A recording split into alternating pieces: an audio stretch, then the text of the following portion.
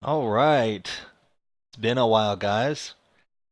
It's been about a week and a half, I think, since I made my last video. I wanted to make sure that not only did I have the time to work on the third and fourth prayers, but that I gave you all enough time as well, being the first people that are listening to these videos. The fifth prayer brings us to events that have happened in our lives that have left a wound, negative pictures that produce sin energy or demonic energy, which pressure us to do evil, that it came from traumas in our life. Statements concerning the power and role of pictures. Here's a scripture from Jeremiah 7:24. It says, "But they hearkened not, nor inclined their ear, but walked in the counsels and in the imagination of their evil heart, and went backward and not forward." The imagination of their evil heart. What effect did their imagination have? Well, I would have to say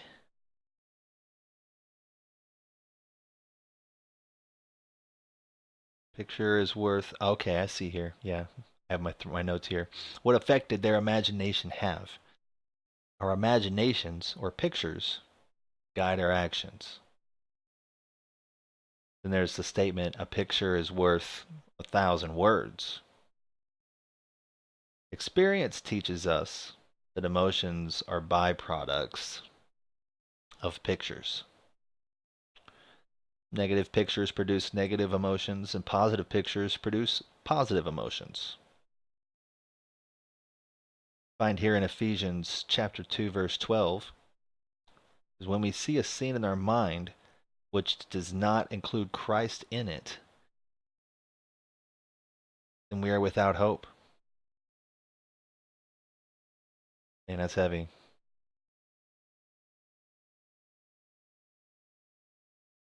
If something that it was really hard for us to go through and we don't see any hope in it, yeah, that means that we're not seeing the Lord in that situation, which is kind of leading us into where we're going to go with the fifth prayer.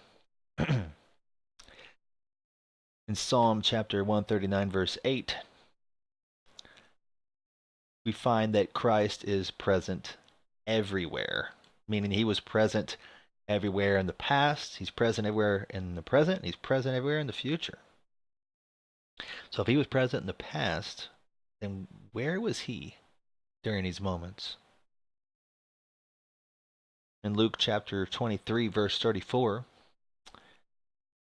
we find that Christ's response to hellish situations is forgiveness.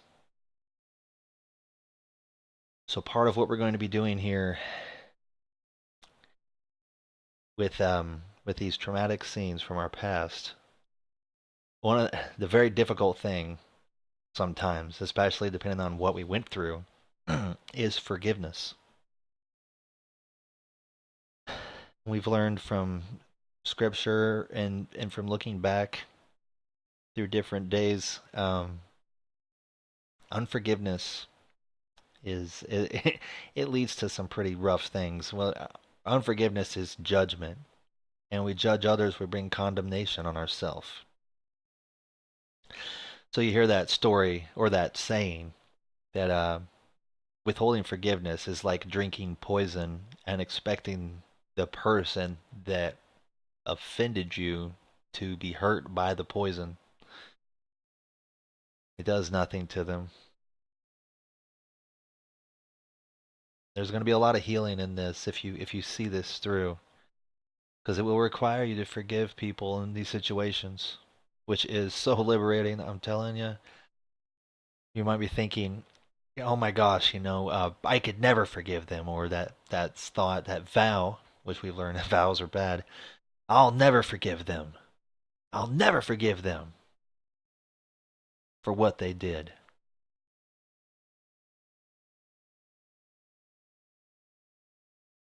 You're only hurting yourself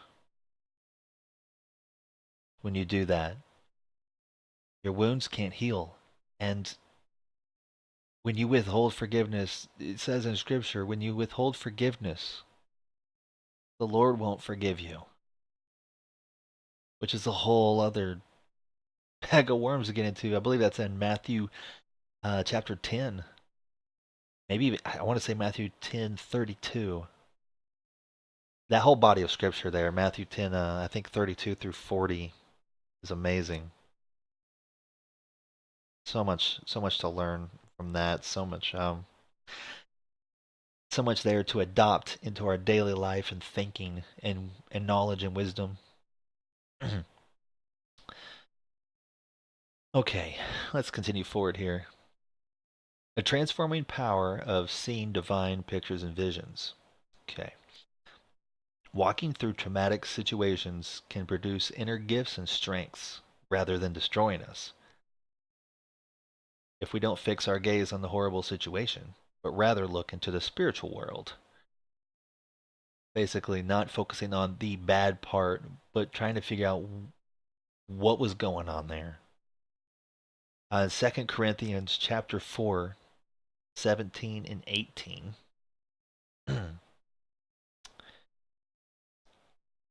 Says here, temporal affliction produces an eternal weight of glory while we do what?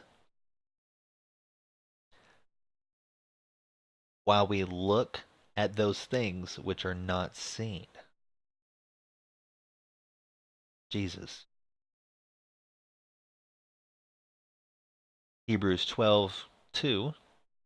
Question here is, what is the unseen thing that we look at?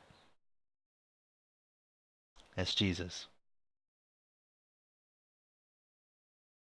So we'll look at inner healing defined here, allowing God to replace the pictures in the art gallery of your mind, removing pictures that do not have Jesus in them and replacing them with pictures that do have Jesus in them. Basically, you're moving from a picture that contains a lie, which is your understanding of a traumatic event that is still got an open wound inside of you. Jesus isn't present watching over and protecting his children. Changing from that to a picture that portrays the truth that Jesus is always there watching over and protecting his children. Now, depending on the event or the situation at hand, it could really be hard to understand what good or what kind of God would allow this to happen. You know, people ask that kind of question too. And you have to really come to a place with the Lord. The way I understand it, the way I wrap my mind around that age-old question,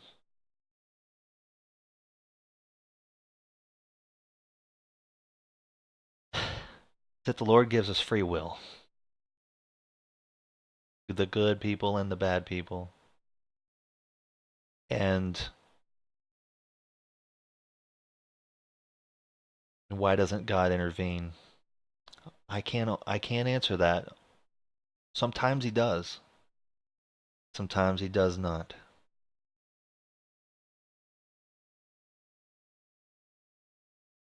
But what I can say is that God is good and God is a loving God and Jesus loves us.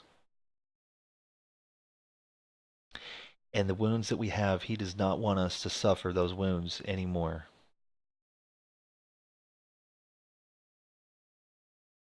And if you want faith, you want healing, you want to heal that wound in your heart,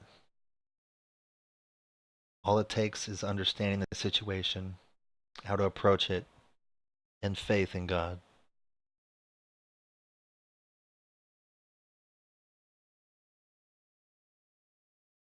Got the inner healing process. So this is going to give us a basic outline for how to do this.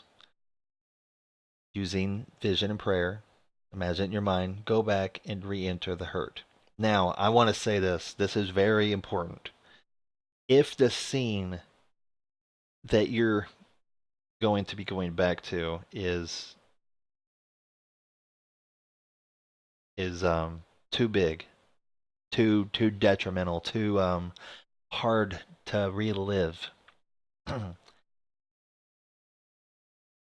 Dr. Marks said that the best thing to do for that is to go to the first moment where you feel safe after it took place.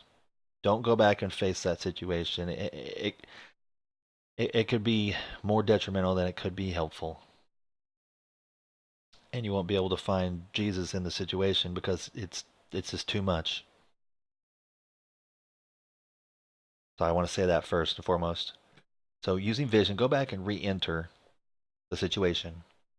Then bring Jesus into the scene. Find out, okay, where were you, Jesus?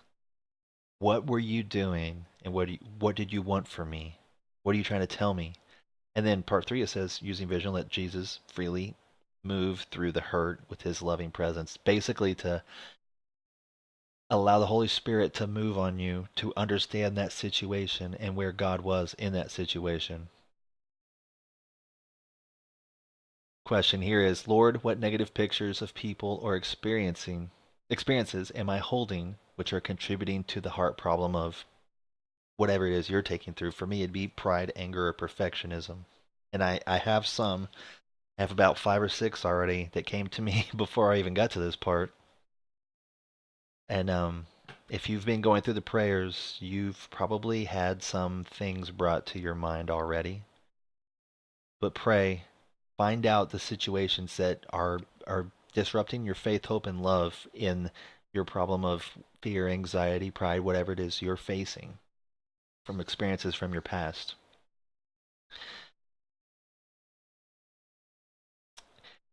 And basically, we have here the the prayer process.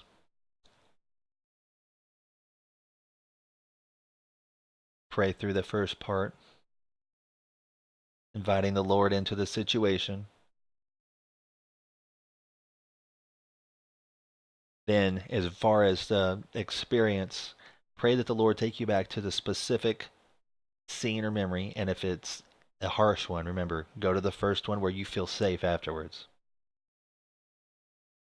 Like it says here. There you go. Couldn't remember if it said that in this or not. And then part 3, this is the important part. And this is where you want to pray and you want to wait and let the Lord move you. Let the Lord move your thoughts and lead you into where he wants to lead you with understanding.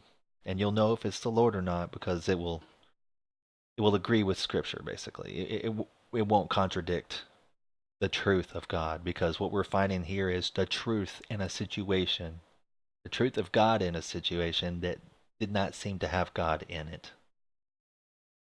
And what we're doing in this is we're rewriting our memories to be the truth and not the way that it's been twisted by our own reasoning or by the devil in the process.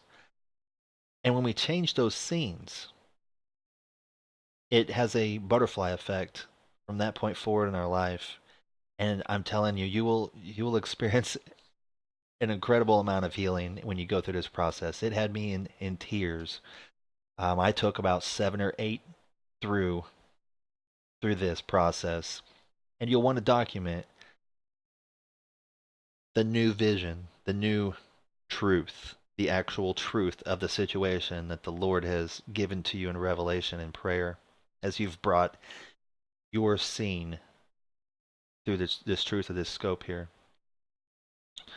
So you'll confess and repent of any anger, you ask for forgiveness, you'll ask the Lord to bring you a specific scene, and then you're going to pray, Lord, show me where you were. And I even had one where I was on a school bus, and I prayed and I prayed, and the Lord and Jesus was standing up at the front of the bus, and he led me to the back of the bus so that I could see something that was relevant to my situation for healing.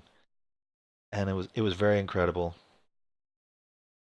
Lord, I pray that you use this to help people find healing from their past, the wounds in their heart.